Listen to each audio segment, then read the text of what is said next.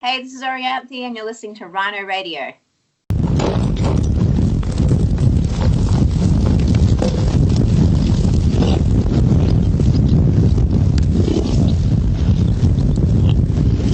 Or of Rhino Radio here again, and today I have the honor of speaking to Orianthi. How are you doing today? I'm doing pretty good. How about yourself? I'm very good. Apparently, you've been very active today, so I'm gonna let you go back and be creative so we can enjoy more music later. But let's talk about something that's already out. We're still celebrating your album that was released just a couple of days ago. Oh, how did you celebrate that from lockdown, but make the best out of it? Yeah, I mean, this is the craziest record release, right? I mean, there's no release party, there's no show. I mean, I did a whiskey live stream show, but that wasn't really, anything, right home about because you're playing to five cameramen, you know what I mean? It's so weird. And so, yeah, it's been a little unusual, but trying to keep, sane during these times. I know that being a musician, I mean, that's what you make a record for, is to go out and tour, and play shows. And so, yeah, it's going to be pretty difficult to get through, for a minute, mentally and all that. But I'm just so thrilled that people are really liking the music. And that's what I wanted to do, is put out music at this time to hopefully help people through this time, because, music's helped me so much. So hopefully people are, entertained by it. Oh, it definitely helped me through the weekend. It was really rainy and I was cooking and enjoying your music. So thank you for that. Thank you. It was just the onion made me cry, but the music made me smile. So it was a great weekend. So I would definitely I would recommend that. But as you said, parts of the world are still in lockdown. So I went through your old videos and I was kind of looking at the changes in your house. According to you, had a really kind of punky house, and then Impulse had a really pinky house. Is that your house? No, no, that would be pretty wild, right? Every room was like decorated like that. No, I actually recorded Impulsive. A lot of people are like, is that your home? I'm like, no, I don't live in a life-size dollhouse. I mean, that would be kind of cool, right? Maybe I should lie and say, yes, everybody, that's my house. Certainly look cool, especially if it's just for one day, but very interesting. I want to touch on the fact that the previous album, Heaven is This Hell, in This Hell, was released about 7 years ago. How did you go through that decision, going back to the front, creating more? What changed? I mean, it's such a journey every time you go in to make a record, right? And you got to have, I mean, for me, I just have that feeling of it's time to make a record. And that's what happened when I was over in Nashville and I met up with Marty again, because Marty Fredrickson and I have been friends since I was like 20 years old.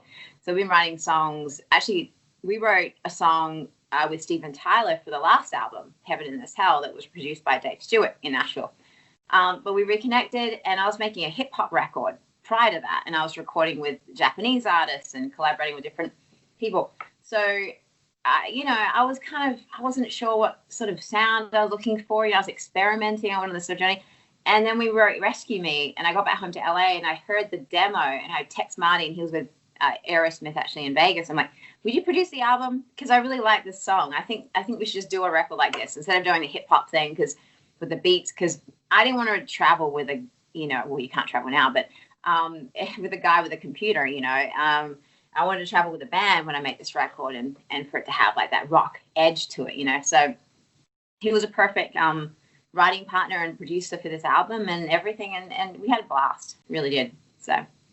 Well, I want to touch on, I've watched some of your vlogs and it looks like on top of having fun on stage, then you're always surrounded by just a fun group of people.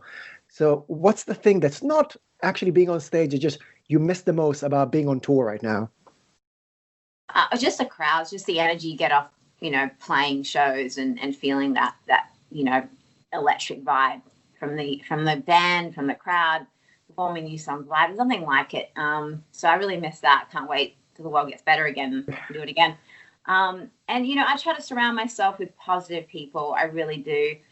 I think this lockdown time has really been interesting, actually. I've been having a lot of discussions with my friends and different people in this industry of analyzing who's around you, the right energy, right? And you want to, and that means sometimes you lose people. Sometimes you make other friends and whatever it is and connect with old friends that you haven't for a while, right? So this time has been very interesting for me, personally, to be honest. But I feel like I'm in a much better place, and it's just been a lot of stuff, going on. But it's so important to reach out to people during this time because, I posted this on my Instagram like yesterday.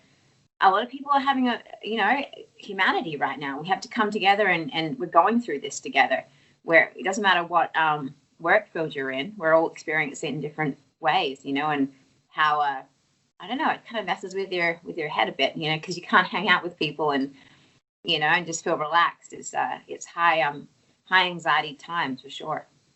Yeah, I think I was shocked as well because I thought that because everyone's affected by that pandemic, then we're going to come together and we're going to be surrounded by love, but for some reason it went the other way. So are you following the news or is it just not helping you keep mental healthy?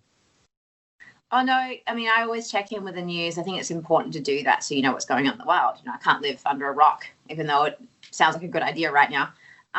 Yeah, and it's disturbing. I mean, you see what's going on and how many people have passed away with this horrendous virus and how you just got to wear a freaking mask, and be, cautious because you don't know if, and that's what I'm trying to tell everybody on Instagram, because I was walking around the other day and people aren't wearing their masks and they're like talking loudly and breathing over each other. I'm going, guys, it wouldn't take, if we just all together wore a freaking mask, stayed away, kept to ourselves for a minute, maybe this whole thing can, come down a little bit. I don't know. I don't know what the answer is, to be honest, but that seems kind of like a logical thing to do instead of, pretending like it doesn't exist because you can't see it, Well, I want to touch on the album. As we said, just released a couple of days ago. Can you elaborate a bit on the themes that helped you write the lyrics to the album? I mean, every song is so different.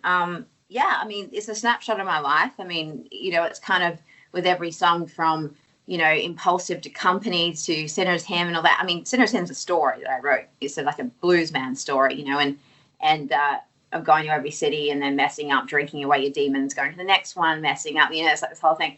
And then Contagious is actually, I wrote that song a year ago, which was weird. We're going to put that one out first. And then I was like, no, it's poor form to do that because of what's going on. But lyrically, that's actually a very positive song because it's basically saying they try to break us because hate's contagious, So when you shine your light, when you're a positive person, sometimes, misery likes company, right? So people try to come in and burst your bubble. And I've experienced that many times in my life and career. But and then, the other song like Moonwalker, that is not a Michael Jackson tribute. Many people are asking me, I called it Moonwalker because it's about, I could have called it Sunwalker or whatever, but it just had a good ring to it. And of course, it is freaking a cool title. It's about not facing reality and dealing with your problems. And I'm guilty of that sometimes. I mean, I was just actually writing it about different people that I've known and whatnot. And it's basically saying when you just got to come back down to earth, face your problems, deal with them, and then move on instead of just, floating about or running away from them. Crawling Out of the Dark's a dark country song I wrote with Candy Carpenter, who's an incredible writer. And we actually wrote that about different relationships. I mean, she was in, I was in, friends are in, and we put this story together. It's very heavy. It's a very heavy story. And people are like, did you go through all of that? And I was like, yeah, that story is actually a compilation of different people's stories. So hopefully it will help people out of toxic friendships, relationships, whatever it may be. And then Nikki Sixx wrote a song with us, Streams of Consciousness, which was painting kind of a dark picture of LA, which he's an incredible writer and really honored that he wanted to be a part of this.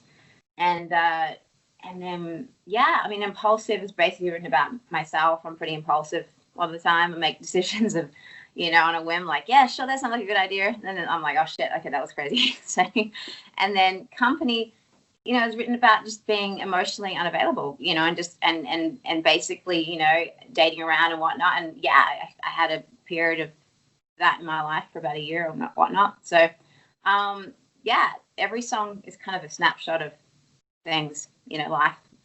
Yeah, I picked up on obviously a lot of emotions and touching on love throughout the albums. And I was wondering, what's more important to you, music or love? If you had to put one aside and focus on the other, what would it be in your life?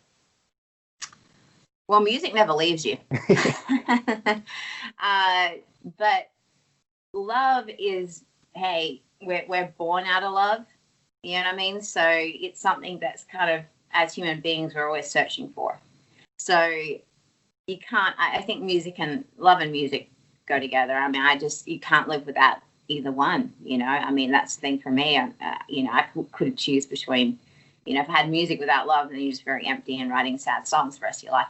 And then, you know what I'm saying? So it's kind of, you need both. So if I have to force an answer out of you, what's easier at least?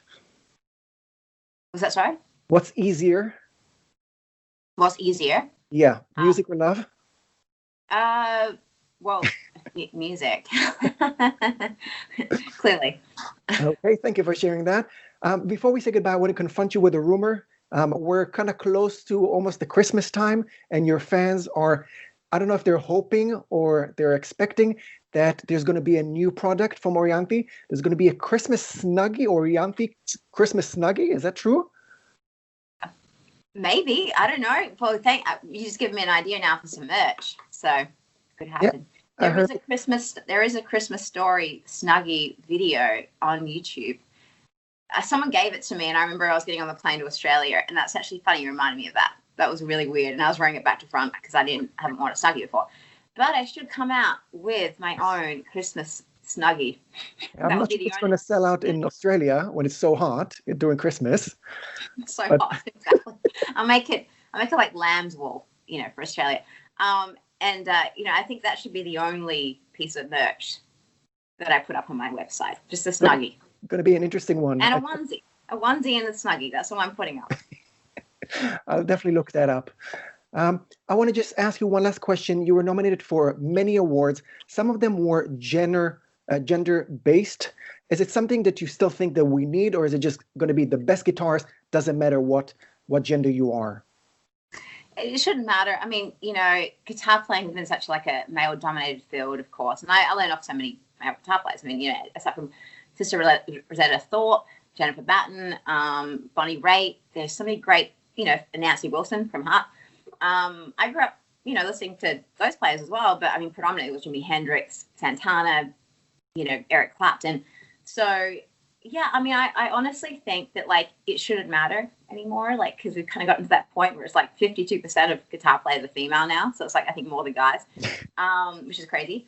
But, I think that it's basically, if you play it like you mean it, it doesn't matter if you're playing drums, bass, guitar, whatever you're doing, then it shouldn't really matter, right?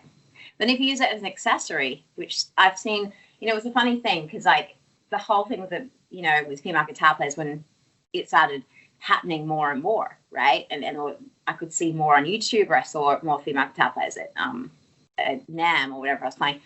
Some of them really got into it because they love guitar, right? And some of them were just holding it like it was an accessory.